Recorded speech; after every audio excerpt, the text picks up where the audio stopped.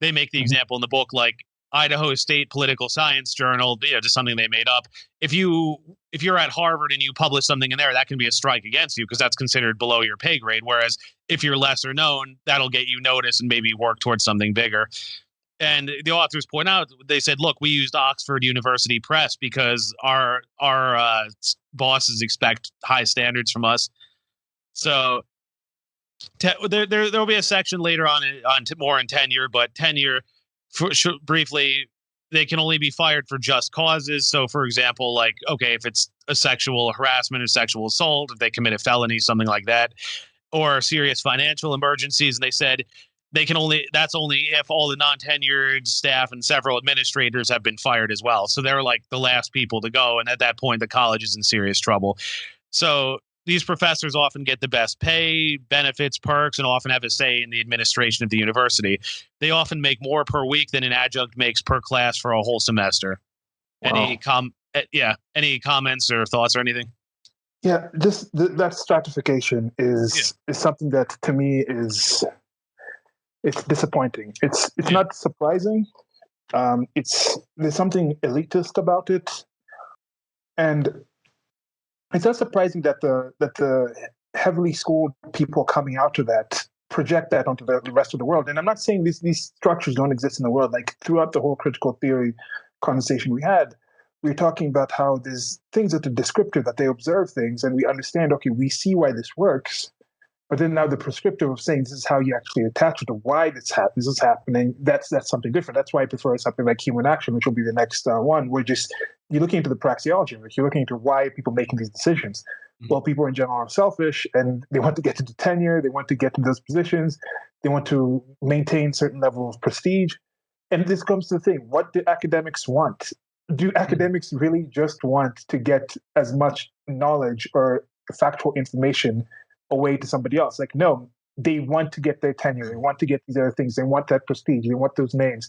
Somebody might be teaching, not because they're interested in teaching, but because they understand if I spend a year here, it can be on my degree or on my resume. So when I apply for this other job in this government or this position, then I can get that position. So if you actually are thinking, I want an environment where my children and the children of the society, of the group, can go to this place and get people who are really interested in giving them better information for them to be as knowledgeable on these actual topics as possible.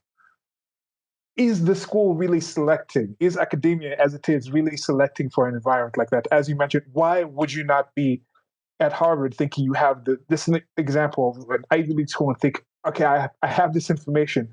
Why can't I publish it at Idaho State University? Because the kids in Idaho don't deserve to get that information. Somehow only the people who have access to Oxford University press thing, which with Oxford University probably has a higher cost for even being able to access that information behind paywalls and limited things like circulation. Like, why would you not just publish it online, put it on Dropbox, put it on YouTube, just do a whole thing like one guy, Robert Sapolsky. I don't know if you've seen his human behavioral science I don't lecture think so. at Stanford. From 2010, he put his entire course on YouTube. Wow. Excellent course. I suggest anyone watch it. We have the ability to do that. If it was really about just getting information to people, why are schools still holding this thing like smog? Like, we're gonna sit over a pile of gold. It's like, no. So kids come through that environment, and I think they project that on everybody else because that's the environment that they've seen in the universities. I think even if they're not completely conscious of it, they're subconsciously aware of that. And then a lot of them go back in for post-grad. They go back in and actually get more information from the teachers, and then they see these ins and outs and just project that on the world. And then you also getting kids out and making them think this is the best way to operate. Yeah. And that perpetuates this whole stratification and class system. And it's disgusting to me.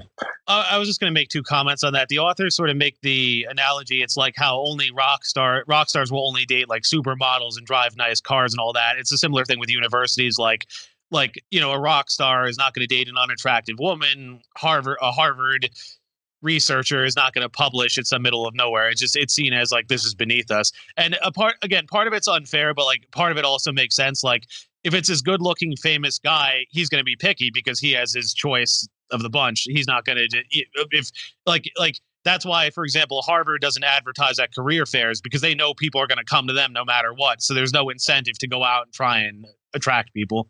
And but I think it's kind of different in the rock star kind of way. I understand it's definitely similar in the selfishness where it's like, okay, I can select the best for me personally. Yeah. That's why I want to focus on that and say, don't think these academics are in there just to teach your children. That's not what they're not in there to teach the children. That's like a secondary thing. It's mostly that. But with the rock star thing, I think there's an extra level of the rock star might say, like, as a celebrity, there's certain parts of my life that might not be relatable to somebody who is not a celebrity as well. Like that lifestyle of being around, being famous, having to hide. And I think with that one, that whole Jenny from the Block thing that Jennifer Lopez did, I was like, no, you're not Jenny from the Block anymore. You're a millionaire. Let's embrace that. You're different. So you're not just the same as an average person. But when it comes to education, I'm thinking information is information. An observation by a professor in Harvard is still an accurate observation, whether you read it from the Oxford University papers or from the Idaho State, or you put it on YouTube and some kid in a village in Kenya can post it up and learn from it. It's information. So, and maybe that's just for me, just having such a big value of information, of knowledge, of truth. I'm feeling like these people are holding that stuff back, and it's pissing me off. Getting very defensive. Well, it reminded me too of what your girl Sarah Silverman said at the end of her woke video about like, oh, you think I'm some liberal elite? Well, I'm from fucking New Hampshire, whatever. It's like, yes, you were at one point, but you've been in that world for so long, and you've lost touch of what other people are going through. That's the whole point. Yeah, you may have had humble roots. I don't know enough about her career. You may have worked your way up, but at some point you become sort of detached and you forget who you were, where you came from, and what life is like for ordinary people.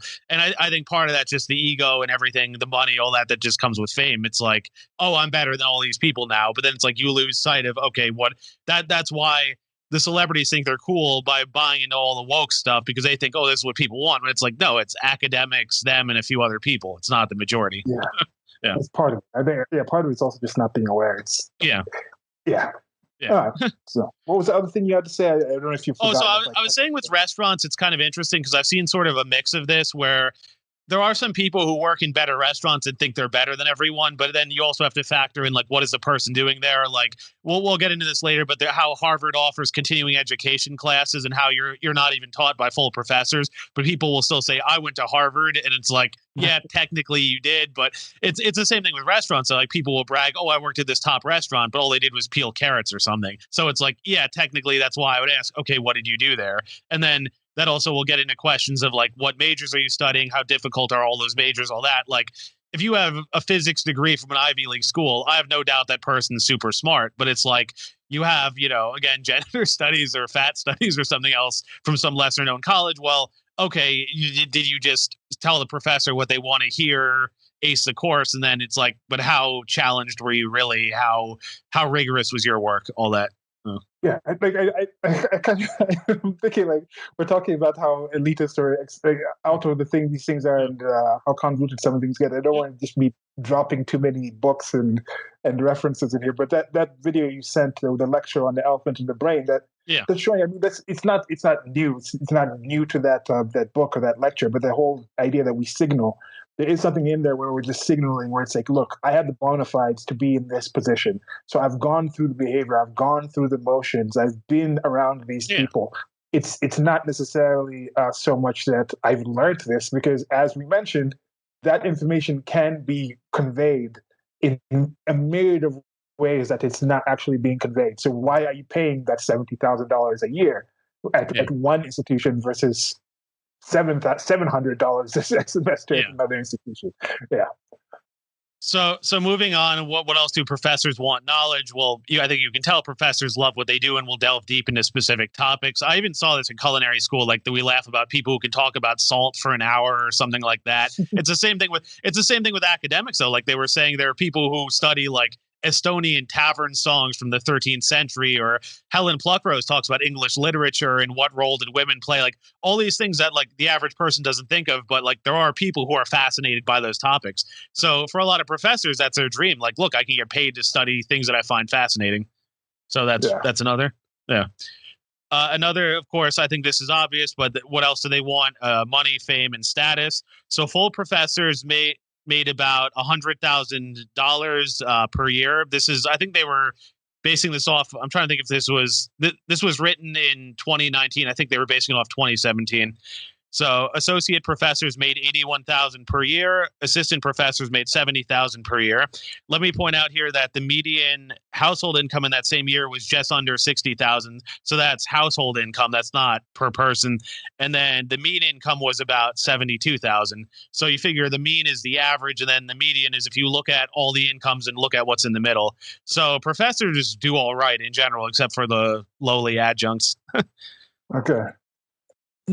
Now these numbers do vary a lot. Like for example, at Harvard here, full professors make about 220,000 a year, and the assistants make about 122,000 a year. But in contrast, Tusculum College in Tennessee, full professors make less than 43,000 per year. So again, it's also a question of where you teach. What do you do there? And I'd also mentioned before it was about 9,000 schools, and I just checked here. It says in the fall of 2018, of the 1.5 billion faculty in degree-granting post-secondary institutions, 54% were full-time and 46% were part-time. So that's it's about 800,000 full-time. Then it goes, how many professors in the United States? It's professors in the United States. In 2013, the National Center for Education Statistics counted 181,530 professors, 155,000 associate, then 166,000 assistant, 99,000 instructors, 36,000 lecturers, and 152,000 other full-time faculty.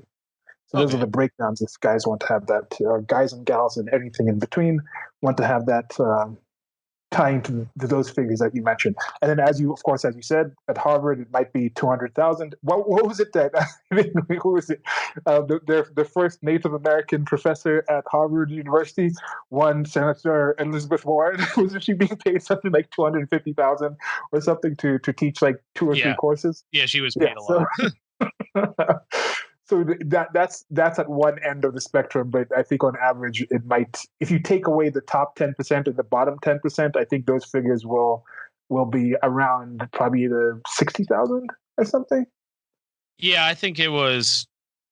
Yeah, on average, they said it was about associate professors about 81,000, assistant professors about 70,000, and then so that's like on average. But again, it's like people making 250, and then people making like 40. So yeah, that's what I'm saying. Like something like this, I think it's useful to take out the top 10 and the bottom 10, and then see what's in there in the middle, and that's give you a better idea of what your average person will do, because some of these things can really skew these things up.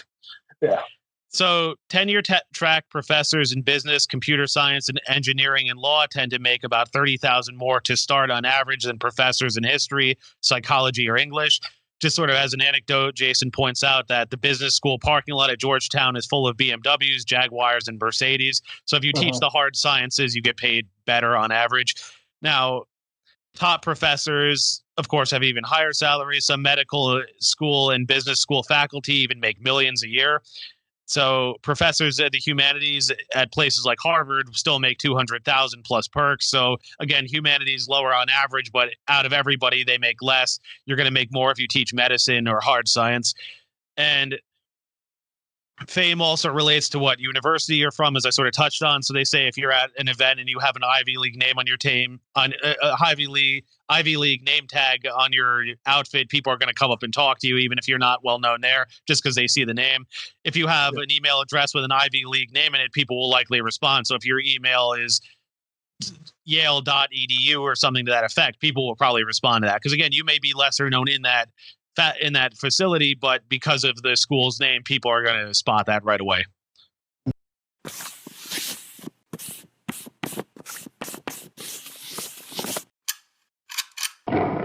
Thank you for listening. This has been a clip from an actual longer recording that I'll try to leave a link to on the screen or somewhere around here where you're listening to this.